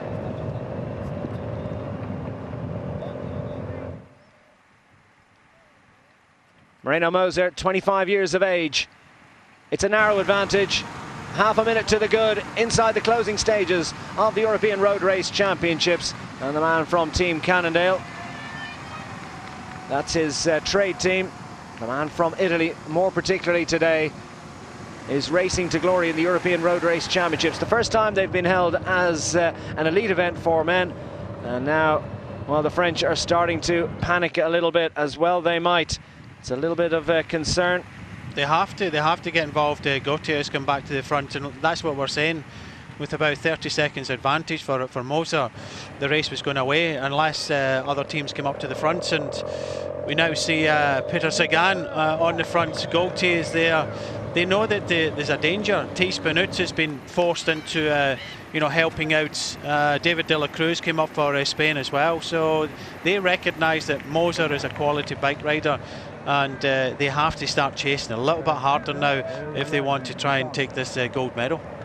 Well, that's a sense of frustration. It's a sense of anxiety and worry, isn't it? Because Peter Sagan just dive bombs down the inside, says, I can carry a little bit more speed through that corner. I just want to add a tiny bit of impetus to this chase. And it was Cyril Gautier left frantically trying to close the gap, his face contorted, not unlike this man. Moser's advantage now down to 20 seconds. It's looking nip and tuck. 3.3 kilometres remaining. He's going to need all of this and perhaps a little bit more at the bottom of that hill. So you would worry for him, but Moreno Moser, well, he's not going to ask anyone what the gap is at the moment. As long as he's out front, he'll be pushing. They spread wide across the road. That's good news for Moser. Will it allow him to increase his advantage? And these are the little leg softeners that come before the finish. The Polish team have strength in numbers. They've been ever present on the front throughout the day. Domogalski doing great work as Peterski managed to make it into this selection. They've got at least 3 riders up there, and they know that they need to use those numbers to try and chase this one down. 15 seconds. Well, it did need other teams to come up to the front because unfortunately for Belgium and, you know, France and Spain, they were, you know, depleted in numbers, and they weren't bringing Moser back. And it has been the input from some fresher riders, some of the, you know, riders like Benut, and now the Polish riders coming towards the front. So with that, it means that with a tenuous lead of only 13 seconds, just going into 2 kilometres to go, I'm not too sure. The effort now being put in by Moser, I don't think it's happening for him today now. Just trying to pick it out, whether it's Golas or whether it's actually Biabłowski that's sitting in second position there. But Poland have numbers, and they have got legs, and they've got strength. They're starting to peel off the front now as they realise that the end is in sight. The end is in sight too for Moreno Moser. He's got 10-second advantage as we hit the foot of the finishing climb. The bunch just behind will also start to feel the gradient grip, and now Moreno Moser looks around, and he won't look around again because he's going to just suffer as much as he can, try and retain as much cadence as he can, and try and keep it in as big a gear as he possibly can. 1800 metres at 8%. Well, he knows all about it. There's no one in this bike race that doesn't know this hill intimately. This is their 17th and final ascent in the European Road Race Championships, and we're into the closing stages as we see the salvos coming off the front. Looks like Frank has tried a late attack. Matthias Frank, who was in that attack a little while ago. And Matthias Frank has just fired a little bit before the big guns. They're all massing around the right and left of the group. Spain go to the front now. Could it be Rubio? This is Villela trying to come across for Italy now. He realises that Moreno's suffering out there, so David Villela trying to come across to not only his countryman but also his teammates at Cadoudal. Davide Vieira replaces his fellow countryman Moreno Moser. Brave bid by Moser, not to be, although he is still sitting in second place. I'll tell you what, Vieira has a little bit of a lead. Will he be able to hang on? Doesn't look it, because the Vuelta stage winner David de la Cruz is right there, and he's gone Dani Moreno for company on his wheel, so it does look as if Spain are riding for Dani Moreno. Then you've got Rui Costa, Pere Sagan, so into the last kilometre now. Sagan sitting fourth in line, and they're just watching and watching and watching. The gradient will start to ease ever so slightly, but still it's pretty grippy, and they're spread wide across the road as Dan Martin moves up as well on the right hand side, and to his left, the riders and the top riders from the European Road Race Championships can see glory in front. They can see Davide Vieira in front. Nobody wants to fire first. There's still a long way to go, and Vieira hanging on to a handy lead. Yeah, and you just see coming up as well, you've got Gianni Meersman for Belgium, but they have to close this down a little bit. This is, David Vieilla's hanging in there, and he's very capable of going the whole way if they don't start a reaction, and the reaction now coming from Belgium. Well, what about that from Ben Hermans? He looked out on his feet a little while ago. He's done an immense amount of chasing, and he's trying to make sure that Philippe Gilbert stays in decent position. So too Gianni Meersman, who starts to light it up on the front for Team Belgium, and also there in good shape, it's Vacok. This is a finish made for him. Meersman will be the first to make it across to Vieira. Brave effort, but not to be. Look at Peter Sagan sitting 6th or 7th in line. Rui Costa is there or thereabouts as well. And going for the line, Gianni Meersman from Belgium as for Spain, going for it is Dani Moreno. Dani Moreno, can he roll back the years? Sitting on his wheel is Peter Sagan. Peter Sagan is sitting second. Is that for France? Has to be Alaphilippe. Alaphilippe is third in line, and here comes going on the opposite side of the road for glory, Peter Sagan. Peter Sagan, no one's going to stop him. All too easy in the end up. Peter Sagan can hardly believe it. It all came back to him absolutely perfectly, and look at the strength that he has. He had strength to spare there. He just went to the other side of the road, had several bike lengths advantage, and Peter Sagan had time to just savour that moment, because he is not just the World Road Race Champion, but now the European Road Race Champion. We've just seen it lighting up now, and he just followed Dani Moreno at this moment from Spain. Alaphilippe was there, Rui Costa, Vacok. They swept past the Belgian rider. Sam Dumoulin also in the mix coming up in the right hand side, but at this stage the favourite had to be Peter Sagan, and he just looks between his legs. He sees some bike wheels, accelerates. No one else can react to that. He looks around, nice and easy. Alaphilippe close between himself and Dani Moreno for the silver and bronze, but that looked just so easy for Peter Sagan there. So easy. Well, he played the waiting game to absolute perfection, but he had strength to burn in the finale, and Peter Sagan wins the sprint up the finishing climb, takes the first ever elite men's European Road Race Championship. He'll get that jersey to add to a jersey collection that is growing by the minute. And Peter Sagan has great form, it would appear, heading to the defence of his World Road Race Championships. It's been ultimately a wonderful and successful conclusion to this European Road Race Championship week, as Peter Sagan, well, he could barely believe it was so easy in the finale, but a lot of effort went into that. 233 kilometres of road racing, concludes with a several bike length advantage for the Slovakian, who taps his head as if to say, the victories just keep on coming. So close. Looks like Alaphilippe got the silver. Dani Moreno, a successful outing for Spain with bronze.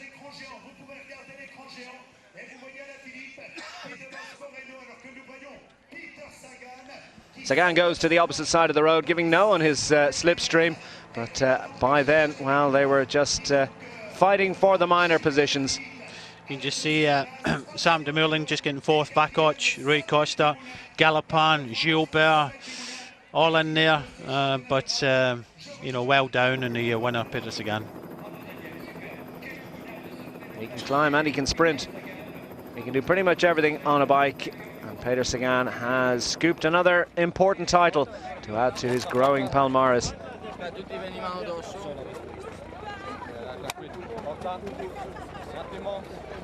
So Slovakia take the European road race title, courtesy of the pre-event favourite, Peter Sagan. He is the European champion.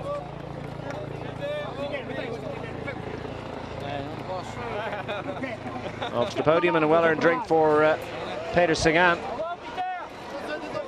And Brian, he does look to be in awesome form ahead of Doha. Yeah, just congratulations from the Portuguese rider and teammate Paulino. I think Paulino actually helped. He helped Rui Costa as well, but he helped him in that penultimate climb. But yeah, he looks in awesome form, and that's his finish. Well, there's your confirmation at the end of 5.5 hours of tough racing. It's Sagan that gets it from Alaphilippe and Moreno. Sammy Dumoulin, fine fourth for the veteran. Vacok, Costa, Gallopin, Gilbert, Ulissi and Luis Leon Sanchez rounding out the top 10. It's been a great European Road Championships.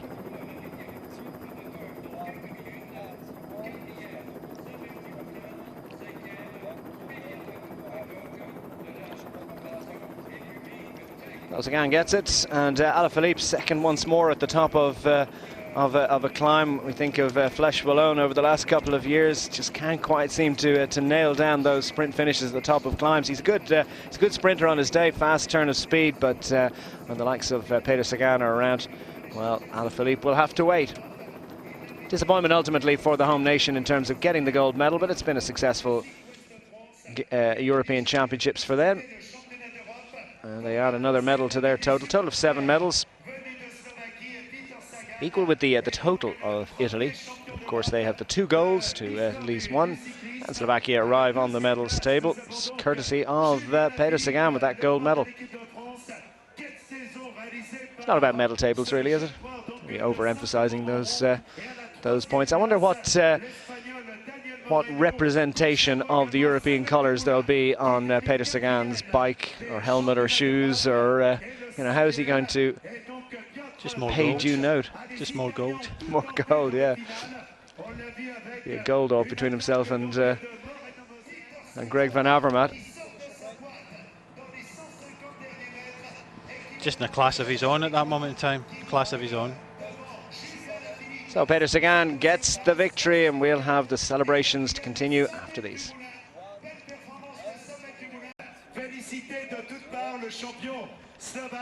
Peter Sagan accepts the congratulations of his team, his fellow countrymen, and pretty much everyone in European cycling. It's another title. This man is just 26 years of age.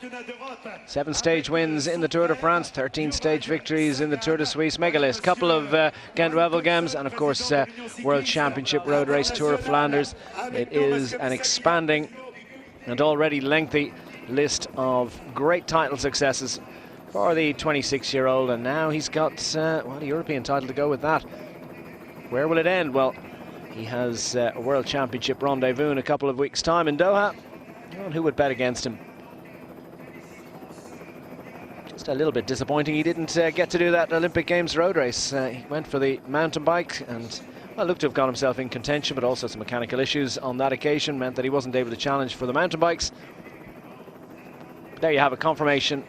Sagan gets the win ahead of Alaphilippe and Dani Moreno. Samuel Dumoulin, twice a winner of the GP Plumelec. He knows exactly when and how to launch, but quite able to roll back the years. Still a fine 4th place finish, 2nd and 4th for France. They would have traded that for a gold medal. Peter Vacok, great effort from the Czech. Rui Costa, former world champion. He's going well at the end of the season. Dani Gallopin as well for France. 3 riders in the top 7. Philippe Gilbert, well, not quite able to do it in 8th position, but so disappointment somewhat for Belgium. Johnny Meersman just launching a little bit early, perhaps in the concluding stages, as we have a little look. Great effort from Italy. They had Moreno Moser up front, and he was replaced by Davide Vieira, so they timed it right. Just didn't have the riders behind to try and get back in. And that final kilometre really is interminable. All the major favourites gathered around. Rui Costa, Ben Hermans goes to the front just to close that final one down. Found the energy from somewhere after closing so many gaps through the day and in so many moves. And that was when things kicked off. Vacok alive to the danger. Julian Alaphilippe ready and willing to launch, but well, Peter Sagan never strayed far from the front in the end up, just sitting 5th or 6th in line, found a way through. Riders trying to go left and right, but still a small enough group, so no problem finding your way to the front. And Brian, perhaps the Belgians thinking that if they'd saved Meersman for a little while longer, he might have been able to get in there. Yeah, it was used at this moment in time. I think it was all for Philippe Gilbert at this moment. He just looks behind Meersman. He's already made his efforts. Unfortunately for him, he was spent. Dani Moreno takes it up round the corner here. Vacok was looking strong, but unfortunately nobody can match the acceleration from Peter Sagan. At this moment, Alaphilippe is in the wheel, Dumoulin there, and when he goes, absolutely no reaction from anybody else. They were riding their separate sprints. He was in a class of his own. He puts the hand to the head as if I can't believe it. Oops, I've done it again.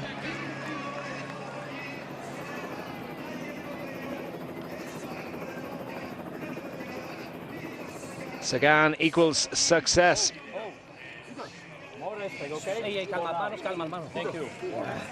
He's off to Bora next year. His Tinkoff team no more at the end of this season. The Bora Hangstroh squad, will it be there again? It certainly will.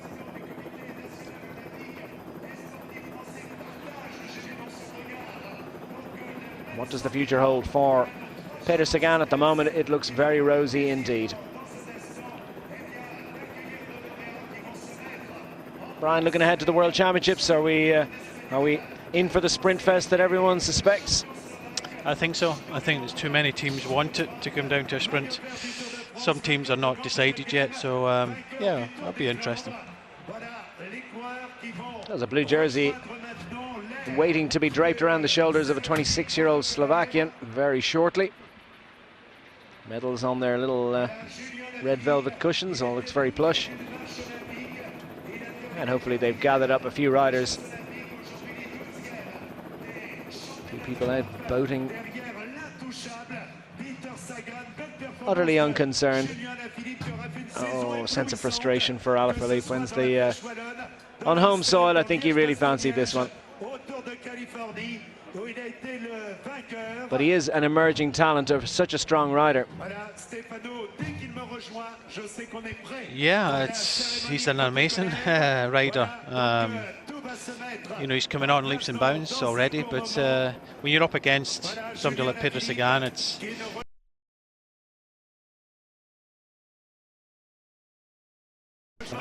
he's a different class. You know, these guys in the left were flat out at this stage, just thinking of you know, silver and bronze. But when Sagan accelerated, and you know, to race against them is very difficult. You can't get rid of him. But he got some help from other teams, and you can see that Poland came up to the front late on, and you know, helped to chase or bring in Moreno Moser back. And then Italy were throwing everything at it, but unfortunately they've had to come away with nothing. Now we can begin the podium presentation. They've managed to find a few riders and a few medals, and perhaps someone to present it. He's a relaxed man. He's found a flag. Dani Moreno's 35 years of age now. Victory in Flèche Wallonne in 2013. So the winds have thinned out a little bit in recent years, as you might expect. So for him, I think this will be a proud moment, and he'll probably take some considerable satisfaction from a bronze medal finish. Nobody wants to not win, of course, but well, it's a medal.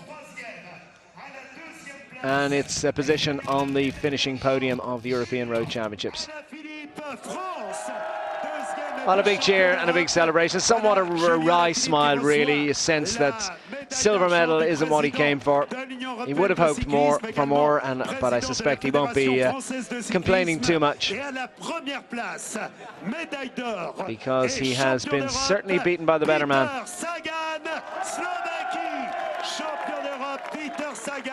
Yeah, you're a European champion on the road. In Plumelec, Morbihan is Peter Sagan. Yeah,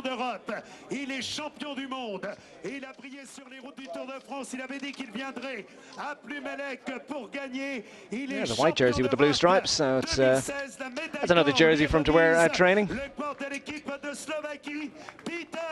And a gold medal to go with it. Celebration for Peter Sagan. He's the European Road Champion. From myself and Brian, it's been a great day racing. It's goodbye for now.